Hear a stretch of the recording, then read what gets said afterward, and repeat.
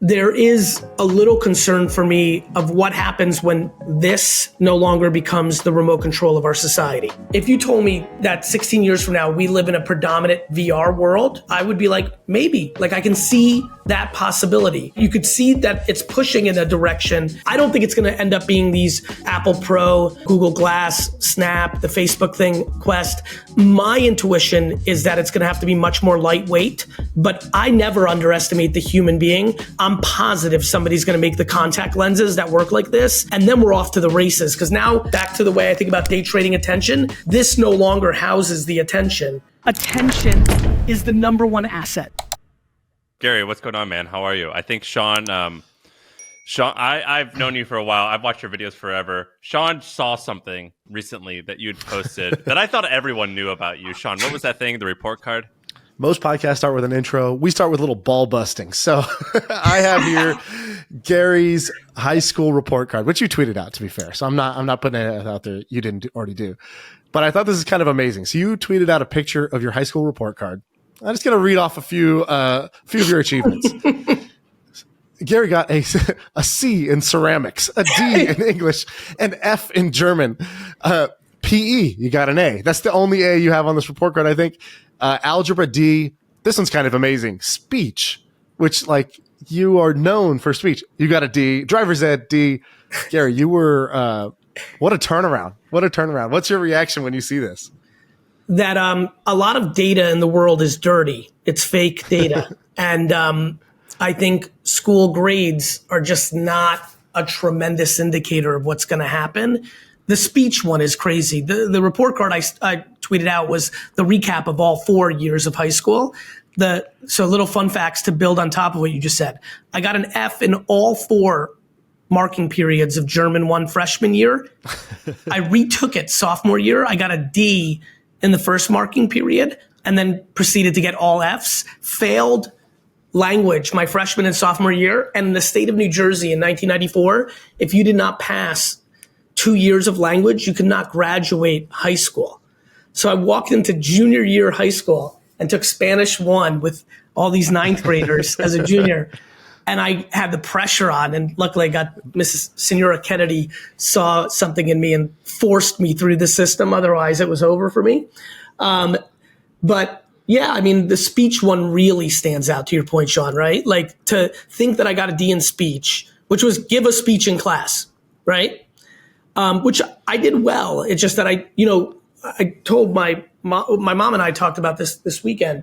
I literally did not open a book in 4 years of high school and did zero homework. Like, they would, everyone who's listening went through school. I think, like, they would assign a book report. And, like, it's not that I did it poorly. It's that I didn't do it. Just like I literally in 4 years of high school did zero homework, zero. Like, something happened where I just knew that, at that point, high school, I was already working in my dad's liquor store and selling a lot of baseball cards at shows, and just kind of, and it was, look, this is pre-internet. The world was different. I grew up in an immigrant family. We lived in we just moved to rural New Jersey. When I tell you we lived in our own little 4 or 5 person cocoon, my family, we really did. It was very, very, very, in hindsight, deeply immigrant. You know what I mean? Like, we didn't have my parents didn't have American parent friends. Like, my mom wasn't friends with any of my high school friends' parents. Like, my mom asked me about what I'm doing for college February of my senior year. I was like, Mom, it's over. I'm not going to college. She lost her mind and forced me to go. And I got a postcard in the mail from Mount Ida College, filled it out. And that's literally how I went to college. So, I think if I was growing up today, my intuition is that it would have been okay for me not to go to college, and it would have just all been handled differently. And honestly, I think my teachers would have said to me, I have a bright future, instead of saying what they did back then, which was, you're a loser, you're going to be a garbage man. That was the big thing, Sam, in the 90s. Your teachers would tell you you're going to be a garbage man, which I think is really crazy, because actually it's a very good living with a high pay, it's a high pay scale. Our friend just started a garbage business and he's doing $300,000 a year of income. Jokes on you, Miss Kennedy. Yeah. Even if you don't do like, even if you don't build a business and you work for the city, it's like a well-paying job in comparison to alternatives. Nonetheless, You're yes. like, by the way, the thing that would have been more effective is they said, you're going to end up a high school teacher. Unfortunately, that would be a brutal burn for themselves. It's really wild. Like that was, my mom did such a good job, and like, I was very respectful, even though the teachers weren't reciprocating. But I used to think like that. I used to be like, I'm selling $2,000 in sports cards a weekend, right? I'm making $1,000 in profit. I'm like, if I only did this, right, I'm making $52,000 a year. And I also knew that I was in school fucking all day, every day. You know what I mean? And I was just like, man, like I make more money in theory than my teachers. There's a disconnect, but I didn't think of it like arrogant, right? I wasn't like razzing or a dick. I was just not confused. I was intrigued. I was just like, had this incredible calmness starting in 5th grade that like all of this is not real. And like, let me just get through it. And then my real life will start. And like to this day, I really do think the first day I worked at Shoppers Discount Liquors, then Wine Library, like when I came home from college, that like May 19th, 1998, and I came home and stayed with my parents for a couple of months before I got an apartment closer to the store. I would argue that day, that Monday, May 18th, 1998, is still outside the birth of my children, like top 5 days of my life, because there was like this, I actually remember it vividly. My parents lived 45 minutes from the liquor store, drive on Route 78 in New Jersey. And I just vividly remember coming from like the back, woods of where my parents lived onto the highway. This was it. Z100 was on, like the morning zoo. Like I got a coffee at the gas station. And I just like literally exhaled like 12 years of anxiety. And I was just like, literally like worded to myself, like now my life begins. And I was hyped, and it's, you guys see it publicly now. I'm passionately excited. I'm very fortunate. I live a life where I like what I do. And, a lot of people don't have that luxury. And I make a lot of content and talk a lot about it because it was really one of the best days of my life. Well, I want to ask you a little about that in a bit, but there's one thing I wanted to start with, which is you're very intentional. And so when I was prepping for this, I wrote down my intent. I was like, before I write any of the notes or the background or the questions I want to ask, is what's the intent? What are we here to do? And I wrote down the following. So I just want to read this out loud to you because I feel like sharing my intent, I feel like you will get it and it will help. I said, what I want this episode to feel like.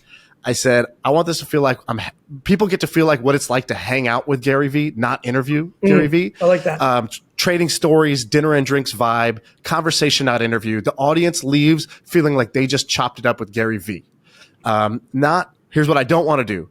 Interview him, ask him the same old questions about the same old topics, which will trigger him to just go into autopilot because nobody can help it if we do that. That's our fault.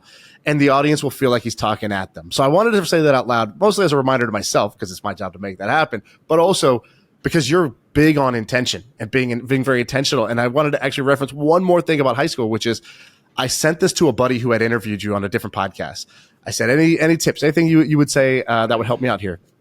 Because this is a big deal. GaryVee's coming on the show. And I said, give me some advice. And he just said, he read what I wrote and he goes, Brendan Warnicki. I didn't know who that was.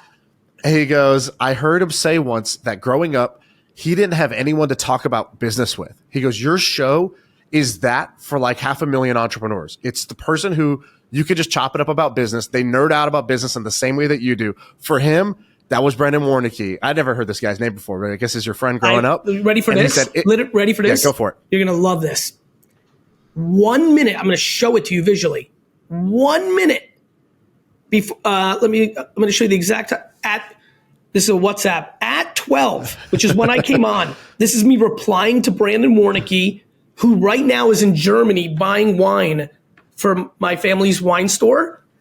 And I literally talked to him 13 seconds before 1 second before I turned on the link to be on with you two. And so great call by your buddy. I met Brandon the first day of high school. We had homeroom together. I sold him some Hensley Bam Bam Mulin's rookie cards within the first week of meeting him, which feels very, very appropriate. And he was the kid that I did baseball card shows with. And somewhere around senior year of high school, I'm like, man, I really want Brandon to work with me because I knew I was going to build this big company for my dad's liquor store. He got a job with MCI World, whatever it was called at the time, the telecom company, and I was devastated. And then the business god smiled down on me. They went out of business, like actually out of business, like that Enron fraud sock. And he hit me like 6 months into me starting, and he came over, and I speak to Brandon maybe more than anyone in my life. He's truly family to me in a way that like I feel about my brother and sister, AJ and Liz. And so I've got a lot of great stories with him, and we, as any best friends, we recall them all the time, and some of them are just. We did a How long you been working with him then? Since like you're 18 or 20 or whenever high school ended? Yeah, 20. Well, it was a college when I wanted. So we've been working together since we were 22. So I'm 48. So 26 years. And it's what's cool about friendship is it's different than family, right? You choose it. And I get very emotional. It's funny. I really know how I feel about Brandon because the only time I get choked up is usually when the most often time where I get emotional is if I'm being honored at a charity event. As you guys know, I put out a lot of stuff. One of the things that actually is very quiet in my life is my nonprofit work. I got very affected when I was coming up the game that I saw a lot of people that weren't great people using charity as a makeup to who like reputation laundering. Mm-hmm. It's a really good way. I love that term, Sam. I've never heard that. That's exactly right, brother. And so I got very weird. I think I got so affected by that.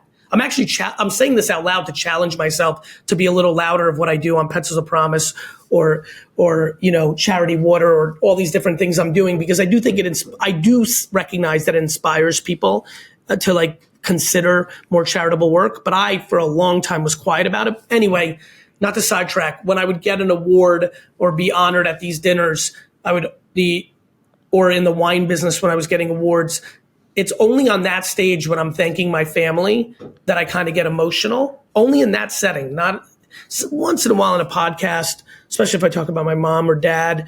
But Brandon gets me too. It's come up now a couple times in the last couple of years. And so I love him deeply. He's the salt of the earth.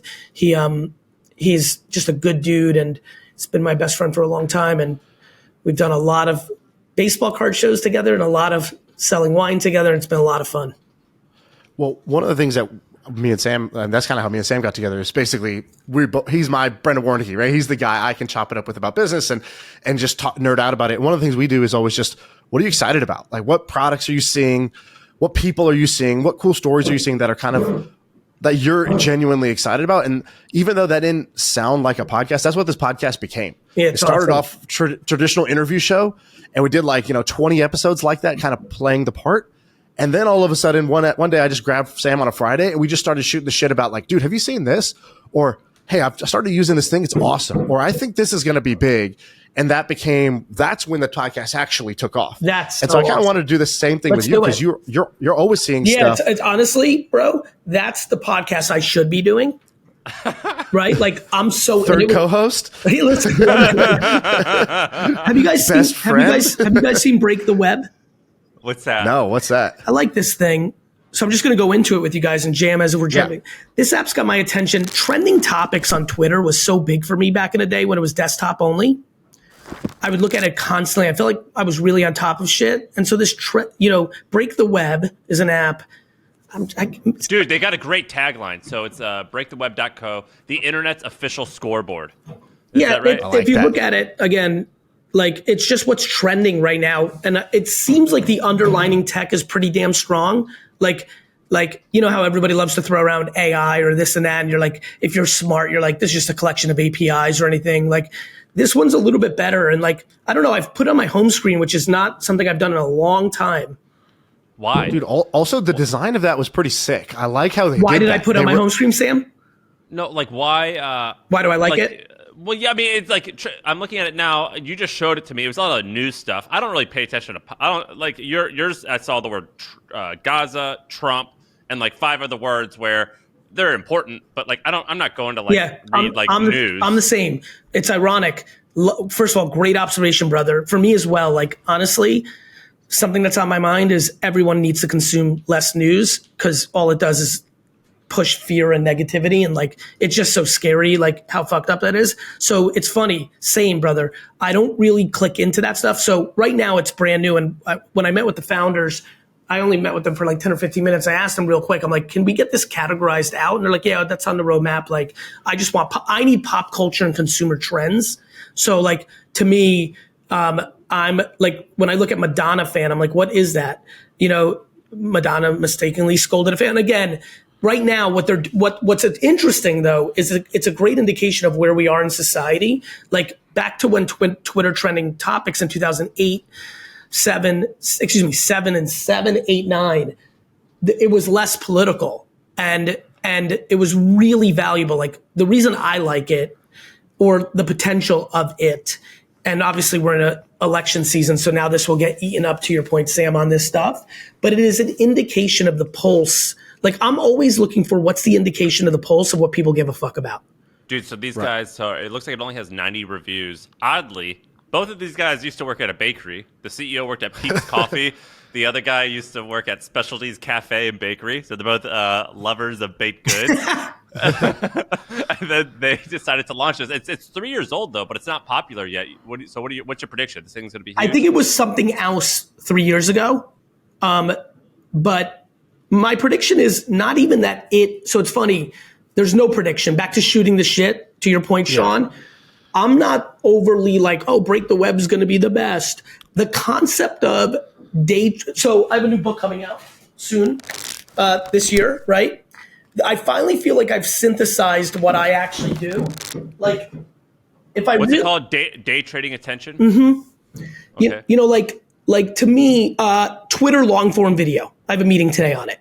Again, back to like, Sean, great job of setting this up. Like I'm in full, like, let me give this audience everything I got at this second mode. Let's go. So long form Twitter, I think literally have a meeting today where I'm going to post, as you know, Dustin, like we're going to post my 100 most successful YouTube videos on Twitter here over the course of the next couple months, try to stagger it a little bit, because it's just very clear that Twitter is going to push it, right? And so like when I think back to the simplicity, I don't know if that's going to work. I think I agree they're pushing it, but I just don't find myself using it that way. Yeah, that's a great call, Sam. Like what I know is that I never have an interest in guessing if something's going to work.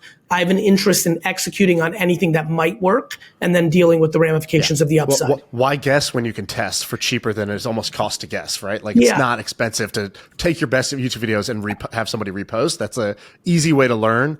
Because you talk about day trading attention, right? All trading is mispriced assets. That's right. So where can you buy something that's worth more? And I would argue that attention is the most mispriced asset right now that most impacts everyone.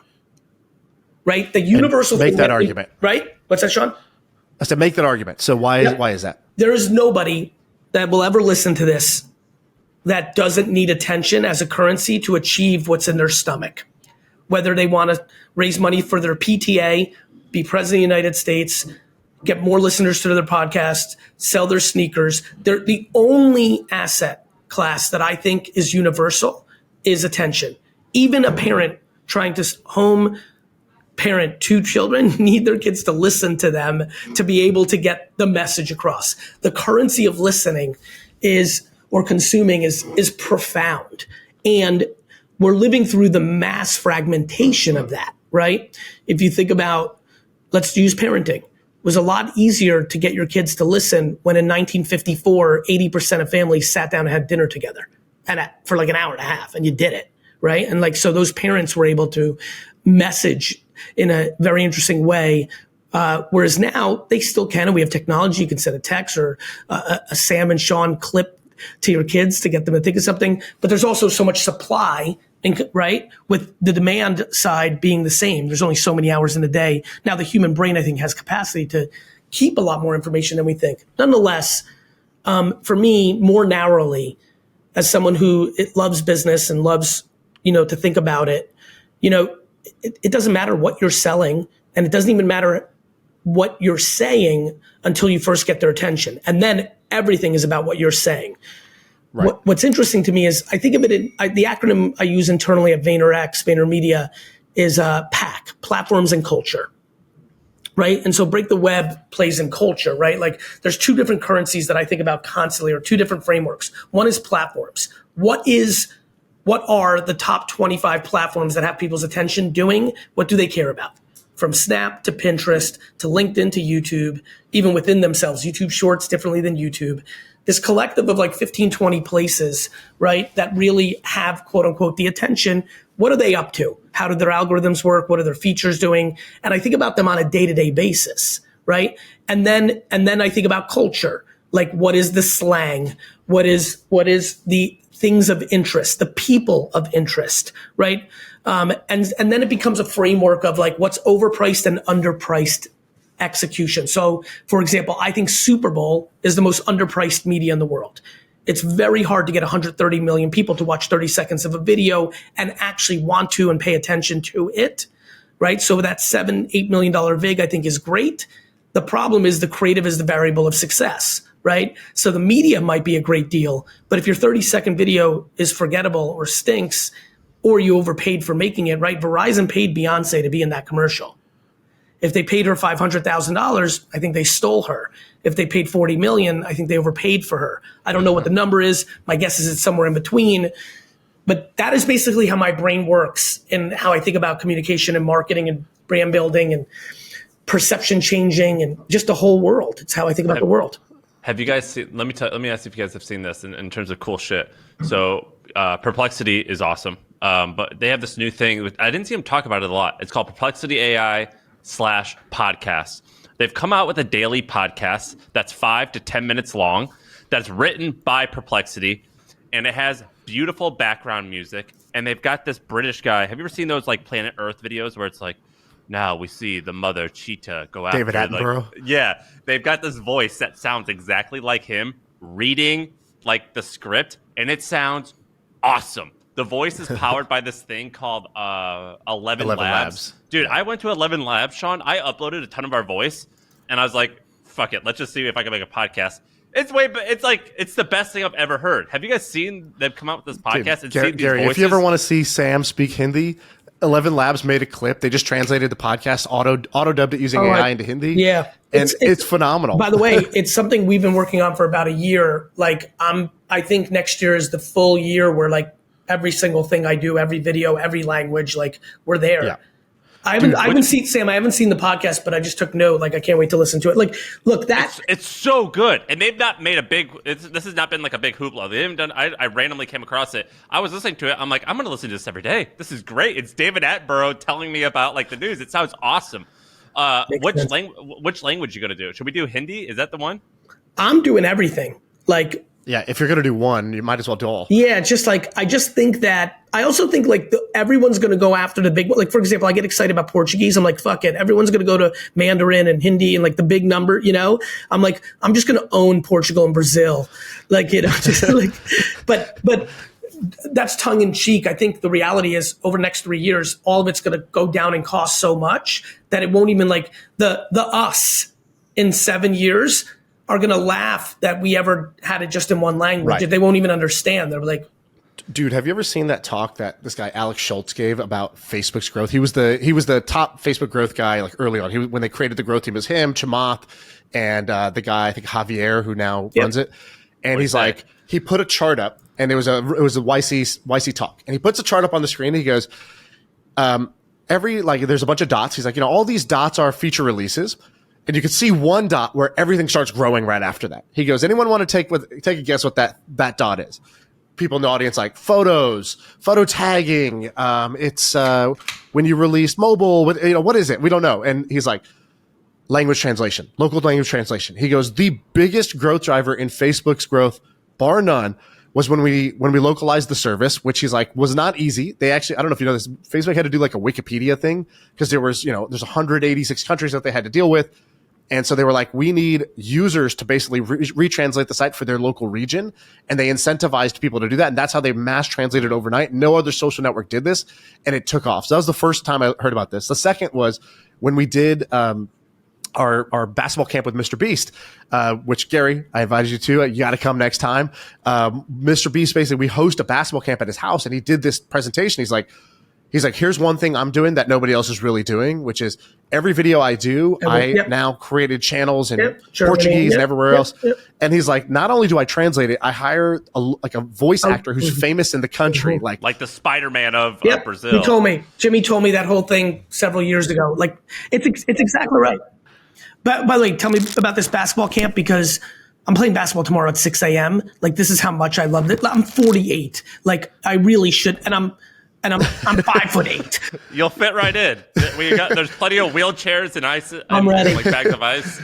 I'm ready. But I'm a 90s Knicks fan, so no easy layups. Is that politically correct in this basketball camp? Yeah. You can hack your heart away. It's all good.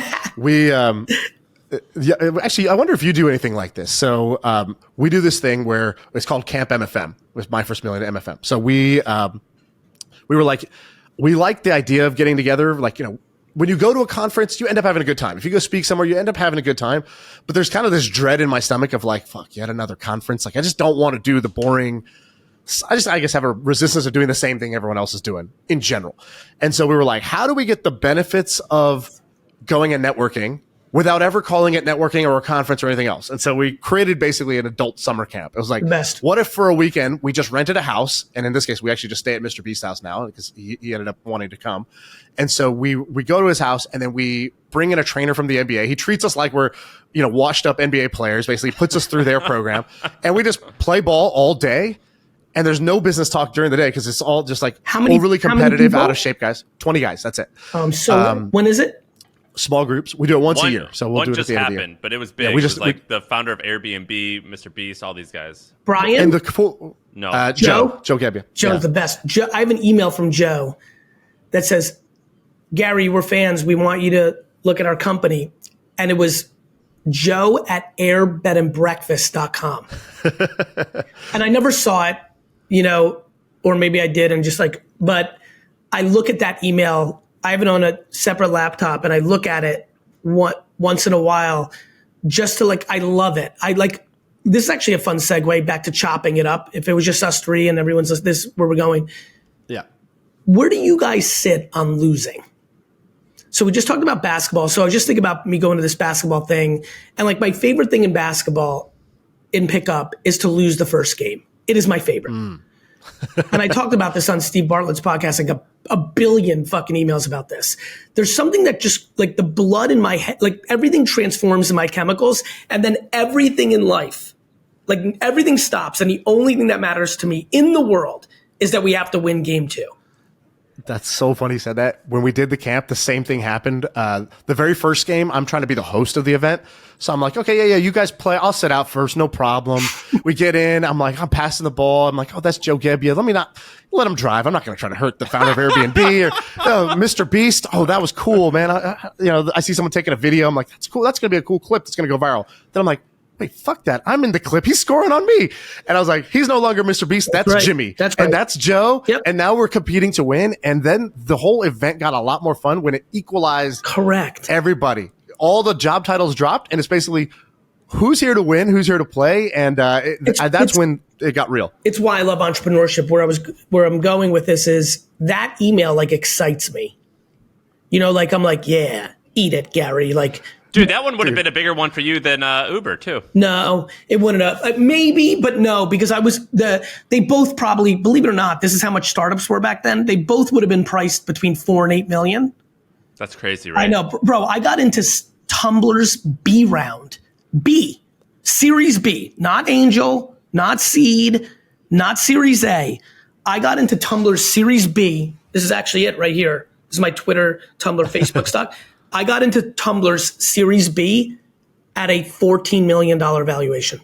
That's insane. 2006, 7, 8. It's just 5 billion years ago. By the way, back to that. Mispriced assets again, right? Sean, Sam, this is actually a good insight. That was literally 2007 or 8, right? We're only talking 16 years ago. So like you guys are young dudes. So think 16 years ahead. How old will you be in 16 years, Sean? Dude, I don't even want to know. 52, 50? Yep. I don't know. Sam? 50. How old am I? Right. Honestly, no bullshit. I don't know if you guys hang out with like 60, 70, 80-year-old business people. Like I do a lot of that because it's the best. I mean, to me, the two extremes are the best, right? Hang out with the 17-year-olds that are like listening right now, shitting on all of us saying, these fuckers are going to wait till they see what I'm going to do. And then 73-year-olds who are like, just like the amount of 60, forget it, I think is like literally children. 70 and 80 to me, 70 and 80 to me, just it's stunning to me how many 73, 75, 77-year-old businessmen and women I know that go at it because they love it. It's still what they do. And it gets me excited because at 48, it's like, man, I'm still like, I'm in halftime, right? Like I'm in, like it makes me, I get excited about that. I wanted to ask you about that. So I think you and I kind of have similar-ish backgrounds where it was like raised around like kind of a rough crowd every once in a while. Yes. And still kind of have a little bit of that where like I enjoy like doing like hood rat shit every once in a while. Same. And but like I've had some success and I'm hanging out also with like guys like Gary, Sam's nickname on the pod is Hose Water because he's just no water fountains, baby, just drinking straight out the hose. So he's Sam Hose Water Parr. Dude, I'd love to. Man, hose water was the best. It's the best, dude. Summer hose water. I drank out of the hose literally from 1982 to 1989. Dude, I peed in the backyard more than I pee in the toilet. 100%. Yeah, they used to call me Lickma No Hands like every day. So listen, I had a question. So you, so look, we're all three probably a little bit similar. Where it's like we kind of like did a bunch of scrappy stuff, and now Gary, you're older and a little and further along in your career in terms of success than we are. But we've both done some interesting, or we've all done interesting things where we're able to hang out with some of these guys who are like legitimate billionaires. I'm sure I don't know if you are or not, but you're in that ballpark. And I see with Michael Rubin and whatever, you hang out with some of the shot callers of the world. What do you think is the difference between the store owner who's doing like, a retail guy doing $500,000 or $1 million a year, the $10 million a year business, the $100 million net worth person, and the $1 billion net worth person? Do they all like? Do they all have similar-ish mindsets? Just maybe luck or industry? They picked a different industry, or they're just significantly more determined. They're significantly higher risk taking. Have you noticed any trends between the gap of successful people? Because $1 million net worth for a 60-year-old who started a store, that's dope. Two things. Yeah, two things. It's 1234. I still don't know why 1111 has everyone's attention and 1234 doesn't. The 1, 2, 3, 4 is just so cool. Anyway, should we make a wish real quick? I don't know if we should make a wish, but we should start a trend and try to make 1234 matter for entrepreneurs. That's a really fucking fun question, Sam. My brain, as you were asking it, goes immediately. Was focused on 1, 2, 3, 4. Well, yeah, I just happened to look over and see it. I've always thought about 1234. I've always thought it was interesting that it has no pop culture relevance. I believe the first thing that goes through my mind on this question is risk tolerance and fear, right? So I think it's Gary, fear. I just had an idea. 1234. I get it. I got to use it. 1234 should be where you shoot your shot. I love that. When you see 1234, that's when you got to send that text. I think you got to send the tweet. Bro, you got to send Sean, the email. we need to build on right there. That's the idea for 1234. We can make this a thing. Can you get somebody to register like 1234.org? Or, like I feel like, I don't want these hustler kids. Like the 13-year-old me would listen to this and immediately register 1234. Dude, they always do that. .com. I think it's fear. I think about my dad a lot. My dad, I think it's how people view their ability to go backwards. So I think that there's something very scary about my chemicals. And Sam, I've always felt this in you as well. It's funny that you brought it up. I don't know I don't know you well enough to know this, and I'm not even sure you're going to believe me when I say it, but I do think you have a good shot of understanding what I'm about to say. My favorite Rocky is Rocky 6 when he goes back to Philly with nothing. Yeah. Sean, there's something so weird in me, and it's almost like, am I sandbagging myself? Like, I'm going to be very vulnerable here. Like, I don't view it as like I'm cool. I actually view it as I'm potentially flawed, right? Like there's something in me that romanticizes being okay with it all falling down. I'm back in like Queens in a $400 a month apartment. The entire internet is like, see, he was fucking overrated. I told, all the people that loved me, all the friends they have that don't love me are like, see, your fucking guy was a loser. He fucked it up. He sucks. I don't know why I like that, but I believe, Sam, to answer your question, it's something to do with that chemical. I believe the people that, I think you brought up some good stuff. I think a lot about if my dad had a supermarket instead of a liquor store, I would have taken that to way bigger heights because liquor was, you couldn't ship it. And, sure. Like there's that's like the luck component. Yeah, there's a ton of serendipity.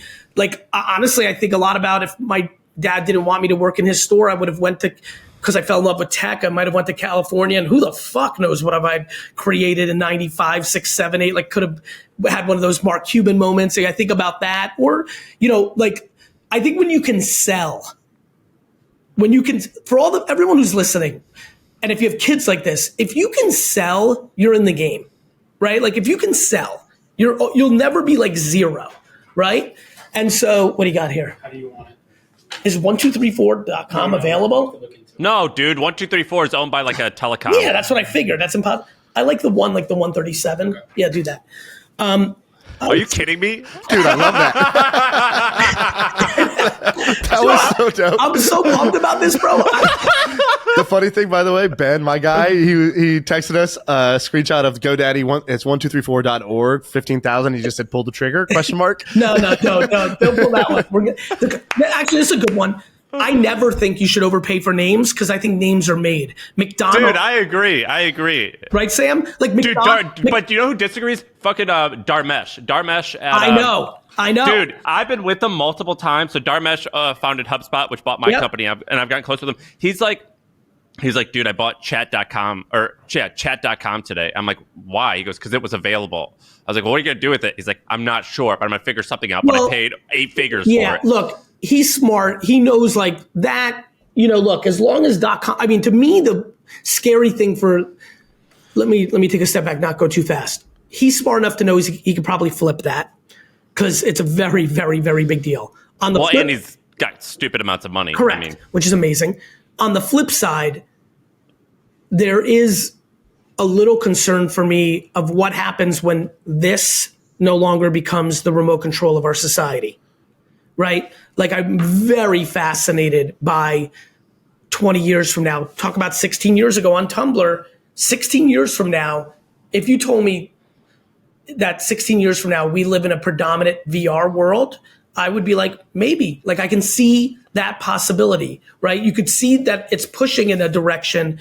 I don't think it's going to end up being these Apple Pro, Google Glass, Snap, the Facebook thing, Quest. My intuition is that it's going to have to be much more lightweight, but I never underestimate the human being. I'm positive somebody's going to make the contact lenses that work like this, and then we're off to the races. Because now, back to the way I think about day trading attention, this no longer houses the attention. Now it's housed here. Whoever controls that paradigm wins big. And then all of a sudden, does .com even matter in that? Is that how the UI UX works? Because .com didn't matter at all in 1990. Dude, that's how I feel about SEO businesses right now. Well, that's exactly what happened. If it's ChatGPT and Google's trying to give you the answer. That's why VaynerMedia never did search. When I started the company 14 years ago, everyone's like, what the fuck? Why don't you do search? And I was like, first of all, I thought if I built a very big company, I'd be able to M&A search if I wanted to add it, right? It was already established. I grew up on search the 15 years before. And so here's a good one for the kids.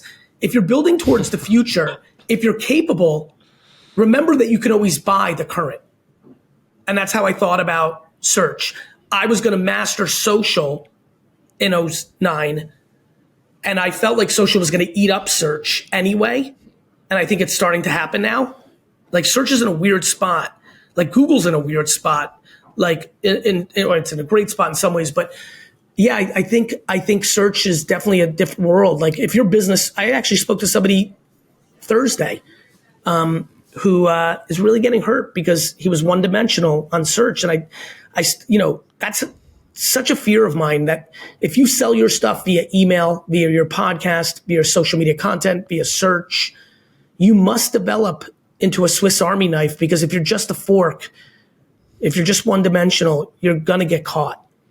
Hey, Gary, let me ask you about that. You were saying a second ago, you're like, I'm not afraid to go back. Yes. So like the way that I run my personal finances is I've got like my safety net. So I've got this like account that has enough money that I'm good forever. Same. And so that's in Vanguard and bonds. And Same. so it's like, I've never touched that. And Same. then anything above that amount, I'll bet it. Same. And I'll like start new shit. Same. And so you're talking about like, you don't mind going back, but it sounds like that's not exactly how you run your finances. So do you have like a safety net, and then anything above that, you're like, yes, bet it. Or do you just use profits from Vayner to make these bets? How does that work?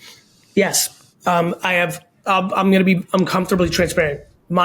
I'm very fortunate. So my zero is $1 million, but that's it.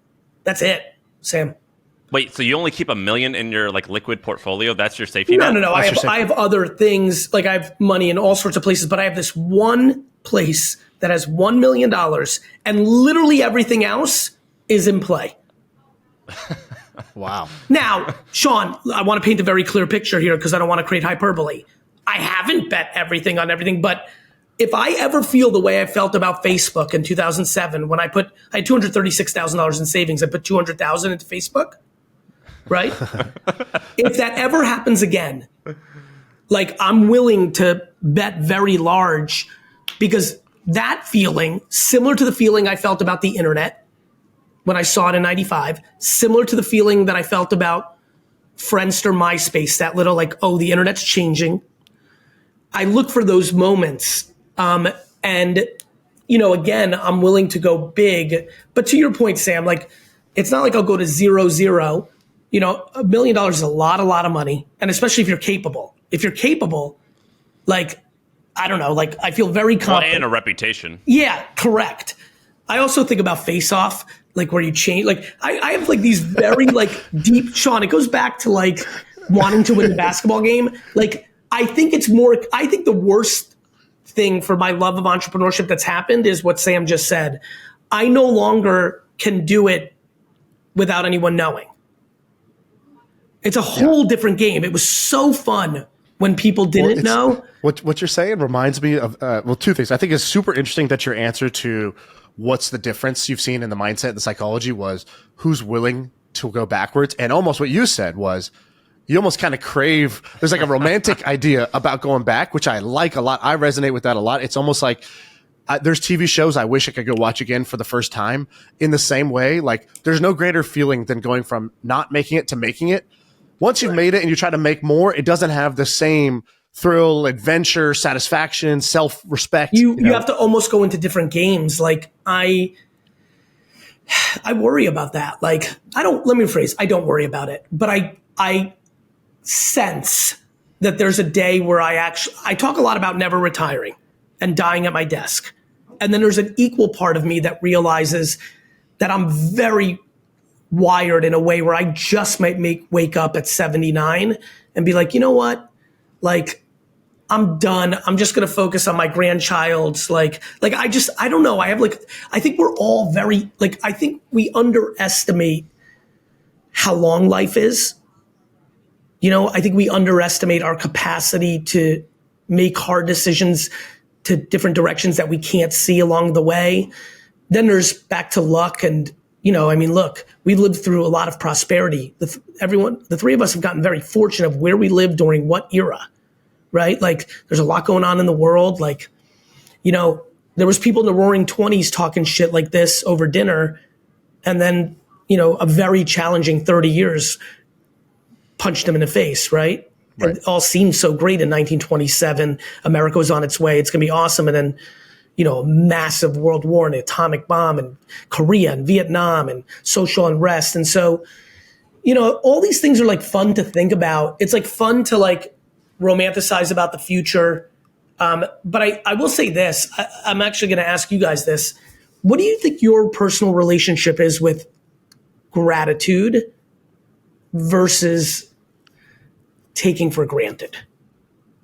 I changed on that. Once I actually sold my company and was financially free, and then like 2 weeks after the sale of the company, the CEO got into a life-threatening accident, and I was like, oh, that could have ruined my deal, and like everything, like this all could have been ruined. And then I like hit like some threshold. I'm like, dude, I did not work any harder than anyone else who have done similar things but failed. This is 100% luck, and I'm so grateful that I like.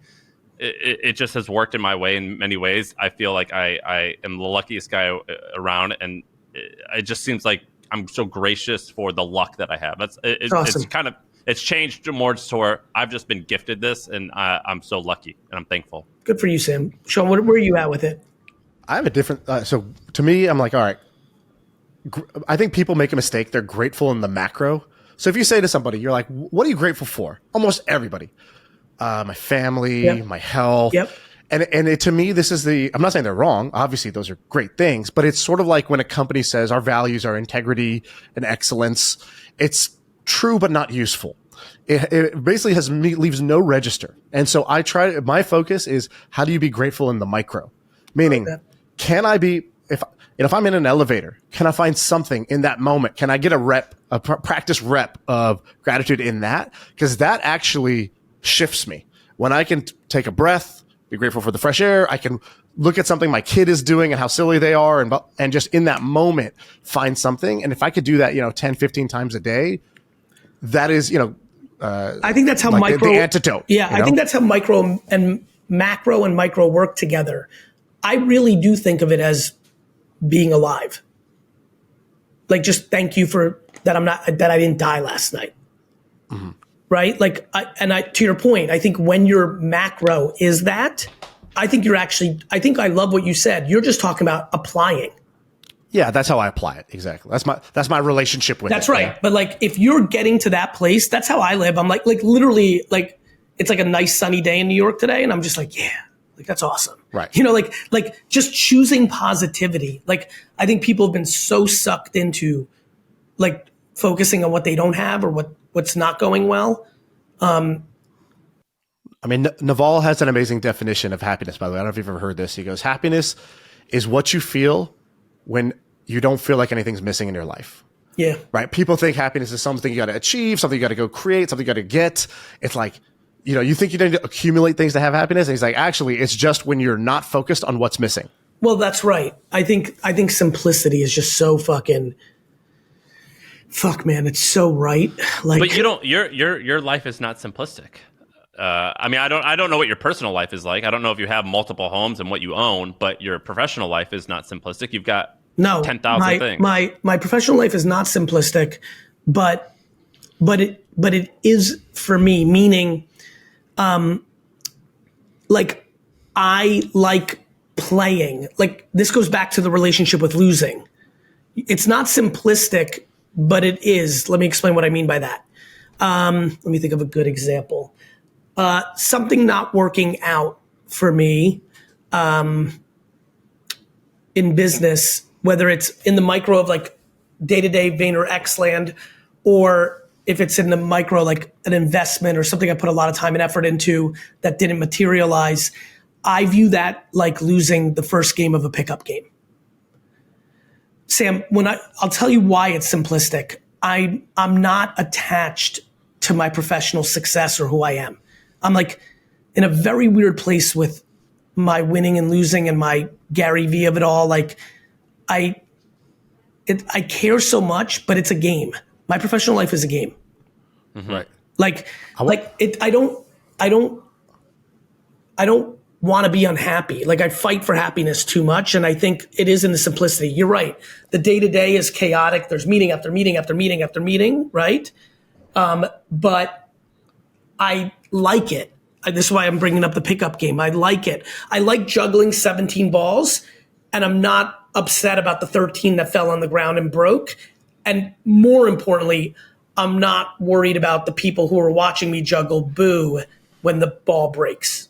That, I think, is massive. Yeah, but when Theo Von makes fun of you, it's pretty hilarious. Yeah, but like, to me, that was so good. Did you see that video? Yes, I did. But that to me, dude, is it's so great. Like, that is like the ultimate, like, because I love Theo, like, like to me, back to like where we came from, Sam, I'm like, my God, like I've gotten to a place where someone as epic as Theo Vaughn or any other of the comedians, so funny. Tim Dillon, like I love these guys, you know, like GaryVee. I think like I'm always fascinated when people struggle with a comedian razzing. Like I think it's like that's like such flattery. Yeah, that was awesome. It was awesome. I saw that. I was like, oh, the guy I look up to, he's crossed over to mainstream. It's awesome. Sean, what were we gonna say? Well, I want to ask two questions. One, you showed those stock certificates on the wall. Speaking of winning, I saw. Okay, you invested in Twitter in 2009, Slack pre-IPO. I think the Liquid Death guy used to work with you. For you. Literally worked at VaynerMedia the day before he started Liquid Death. Facebook pre-IPO. I'm curious, what investment was the best investment for you? What paid off in terms of you've made a bunch of bets, right? Those are the winners. Facebook. I haven't sold one share yet. Oh shit. That's insane. But that goes back to, that goes back like insanely good. Yeah, that goes back to jockey over horse. I tell all my friends, like, who get into investing, I'm like, man, they're like, what have you learned? I'm like, what I've learned is when I only invested in the person, when I've hit this new state where like I'm really trying to be obsessed with the person and the idea. And if either one isn't like an A+, then I'm like, right? You said and or? And, right? And, but okay. if I jockey and the horse. That's right. But if I or it, fully person, not idea. What year did you do that? Did you do that deal? Facebook? Like 2007?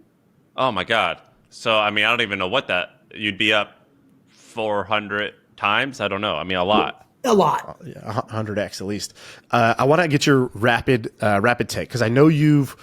One of the things we do on this pod is we kind of we love anecdotes and also little insights on people that we think are wired in an interesting way. Maybe not even the way we want to be wired, right? Like, yeah, we think Elon's really interesting. We don't think he's perfect. We think there's a bunch of things he does that are cringe. We think there's a bunch of things he does that are epic. There's no perfect, right? Yeah, fair enough. So I'm curious, you've bumped into or have studied or have an opinion on any of these people. So I want to go rapid fire. See if you have something, give us like either an opinion or a story. Yeah. So is this from outside observation or if I met them inside observation? Either one, or if you have nothing, you could say, pass, I don't have anything on them. All right, so first one I want to do is Zuck. You've talked about Facebook and the jockey. Give me Zuck. Dude, I think he's uncomfortably underrated. Like, he's the only person that I met back in 2007. Like, in this era, now I think it's getting more obvious, but he understood attention. He literally tried to buy Twitter. He bought Instagram. He bought WhatsApp. He tried to buy Snap. He just understood attention was the only asset. And he's so nice. He's a nice kid. Like he's just a very simple, nice kid. I'm happy with the way things are going for him a little bit right now. Like people can see how like doofy he is. Like you see him like in the corner of the UFC thing and you're like, this is just a nerdy kid who's like, you know what I mean? Like, and he doesn't give a fuck. Now people will think it's because he's got $1 trillion, but like it's just, he's just like a dentist's son from Cadet. Like he's just a fucking nerd with no bad intent who fucking spent his childhood coding, which put him in a position, right? He put in the hours. I'm a fan, man. I think he's a very good operator. And the reason I've never sold a share of Facebook is I've been committed for a long time in this in my own mind, which was I'll never sell until he's gone. Logan Paul. I think Logan is really interesting. So do you know that Logan Paul was starting to emerge very little on Vine when VaynerMedia for Virgin Mobile did a campaign called Finding the Next Vine Star? You guys kind of discovered him, right? Like when he was, I think he had like 15 or 18,000 followers. It was crazy. And by the way, full disclosure, Jerome Jar, who was one of the 10 most followed people on Vine, who was my partner, Jerome and I launched the first influencer agency called Grape Story back in 2013. He was the one who said, he let me pick from 3 people. I think all 3 of them got big. But I think Logan is, he grew up in the limelight, right? You think about like what happened in Japan or all this stuff. Like it's tough. These kids you think about child stars when we grew up, we all knew that like child stars would be fucked up, right? And now I think like everyone's going through that. The limelight is hard. So I think Logan is well-intended. I think he's very entrepreneurial, like very entrepreneurial. And I've always thought of him as like a Marky Mark or a Fresh Prince or a The Rock, meaning I always watched him from afar, and as I got to know him a little bit, I was like, okay, this kid is Logan Paul today, just like Marky Mark was Marky Mark before he was Mark Wahlberg, just like the Fresh Prince of Bel-Air, Will Smith was before he was Will Smith. I've always thought that Logan would cross over, and he has obviously with WWE in a lot of ways, and I think that will continue. Like if you told me Logan is like an action star and is like at the way John Cena was at the Academy Awards last night, like is Logan doing that in 15 years? I'm like, that makes sense to me. That's how he's wired. Sam, he's only 28. Logan? He's only 28 years old. The dude basically like, when he was 14 or whatever, like he won in the social media game. Now and then think about the pivots, right? Both him and Jake, but think about the pivots. Now he's got Impulsive, so he's got the podcast where he's super chill. It's the opposite of crazy Vine prankster guy. Yeah. He pivoted to like, he's the guy asking questions. He's inquisitive. He's curious. He's got like, the popular podcast, goes WWE, becomes the champion in WWE, creates Prime, which is going to make him a billionaire by the time he's 28, 29 years old now, because Prime is probably going to be worth tens of billions. If they did, I think, $2 billion in sales last year. In this world, like Prime is definitely like depending on the time they decide to trade it, it's 2, 3, 4, 5, 6, 7 billion. That high? That high. I talked to Mr. Beast, and he was like 20 billion is where Prime is going. Like there is basically just the straight up the trajectory of it. That would be very, very. I mean, that's like, look, I never underestimate Jimmy's foresight because he's great and I've known him a long time. But just being in M&A at CPG levels, my intuition is that they won't be patient enough to get to that big of a number, right? Like it's the beauty is they're not operating. The other guys are. I know. They got a pretty killer operator. Yeah, they're pretty young too, though. Yeah, and more importantly, like I said, shit changes. Like everything's ha ha ha until it's actually in front of you. It's all kicks and giggles, and we're going to 20 until you fly to Atlanta. And Coca-Cola actually offers you 5.9, and you've got to sit there as KSI and Logan and those guys and say, okay, if we say yes, because you know what they're going to say. You guys are like this, so you're going to really understand what I'm about to say. You know what they're going to say? They're going to say, we could do this right now, and then in 24 months, start a shampoo or a deodorant and sell it to Dove. Like, so I think it'll be interesting to see how long they hold their breath. And don't forget, one bad year, you guys know this, how businesses work. One bad year takes a lot of leverage off the table in a negotiation. And so, they'll be thoughtful about that because no matter what you are, once you saturate distribution, and don't forget, they're selling on something that's more like Supreme.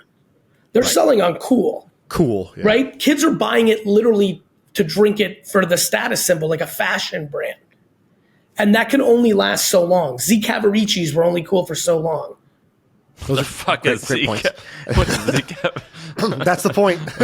Me and you have no that Z Cavarici reference was for all the Jersey boys that grew up in the late 80s, early 90s. People will Google it. They were the hottest jeans pants. If you didn't wear your Z Cavaricis, you were nothing. I didn't have them, by the way. I was immigrant life, but they were fucking it. You just compared Prime to Jinko jeans. What were you going to say, Sean? Well, I asked you a bunch of names that are, basically names that people know. I'm curious, who do you think is dope? Who are you learning from?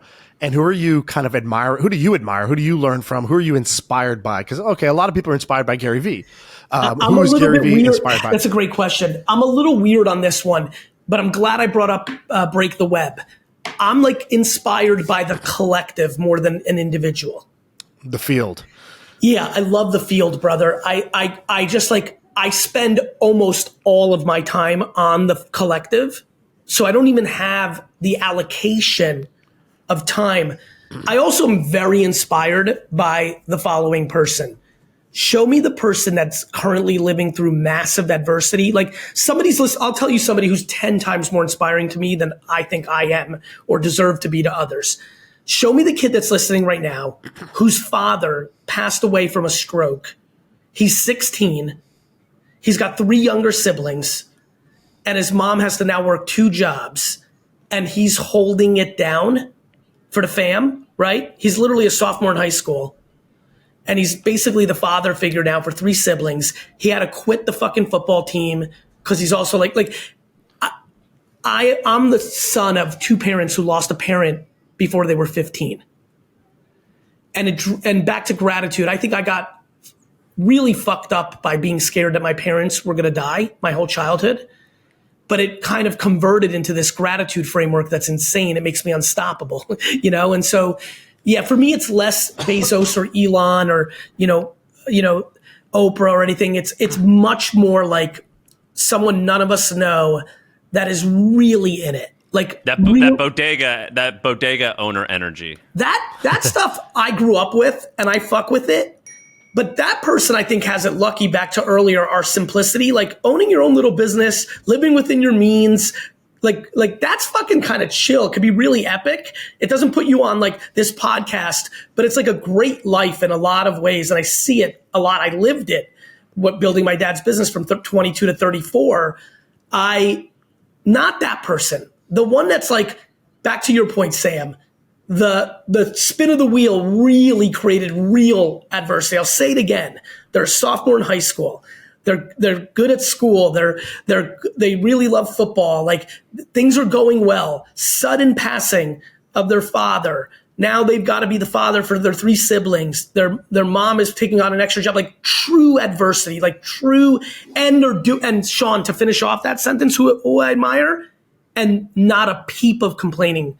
There's a very small group of kids that get that, and they just convert into leader instead of woe is me or rebelling. I admire that level of tenacity and grit and accountability and fucking like, fuck it. Like, it's on me. I got to put this shit on my shoulders. I'm going to do this for my 3 siblings. Like, I admire the fuck out of that kid. I wrote down a quote when I was doing the research for this that I think is exactly what you're talking about. You go, forget rags to riches. Some people are just rags to rags just so that their kids have a shot at rags to riches. And I respect the shit out of that. I love that quote. That was amazing. Thank you for finding that. I'm really affected by that. Like, Sam really hit it on the head. Like, I hate the word luck because I think that people weaponize it against people that have worked really hard.